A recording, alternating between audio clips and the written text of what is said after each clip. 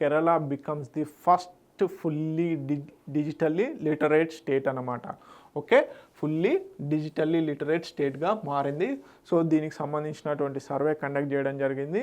So దీనితో దేశంలోనే మొట్టమొదటి రాష్ట్రంగా కేరళ రికార్డ్ చేసింది. ఏమని? దేశంలోనే మొత్తం డిజిటల్ లిటరేట్గా మారినటువంటి స్టేట్ ఏది అంటే Kerala.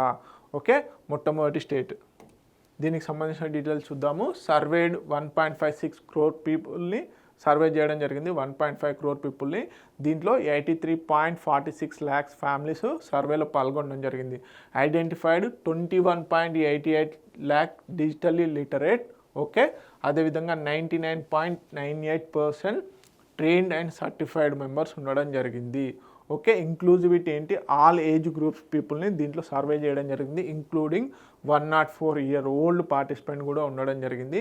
Okay, decentralized delivery through local bodies, community participation అనేది ఉండడం జరిగింది. So bridging divide access to e government services, welfare schemes, financial inclusions ఏవైతే ఉన్నాయో వీటికి ఈ డిజిటల్ లిటరసీ అని ఎంతగానో ఉపయోగపడుతుంది అనమాట. స్ట్రెంథనింగ్ డిజిటల్ డెమోక్రసీ ఏంటి? ప్రధానంగా డిజిటల్ డెమోక్రసీ అంటే ఏంటి? ఆర్టీఐని ఫైల్ చేయడం, గ్రీవెన్స్ రేజ్ చేయడము, అదేవిధంగా ఆన్లైన్ సివిక్ ఎంగేజ్మెంట్ని పెంచడం అనేది దీంట్లో ప్రధానంగా.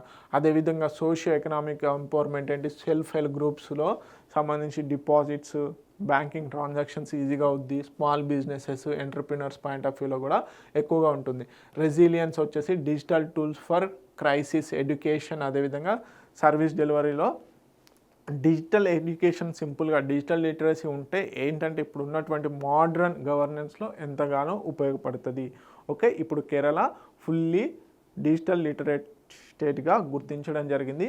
సో దేశంలోనే మొదటి స్టేట్గా రికార్డ్ బ్రేక్ చేయడం జరిగింది. ఓకే, తెలుగు మీడియం అభ్యర్థులు ఎవరైతే ఉన్నారో ప్లీజ్ నోట్ ఇట్ డౌన్.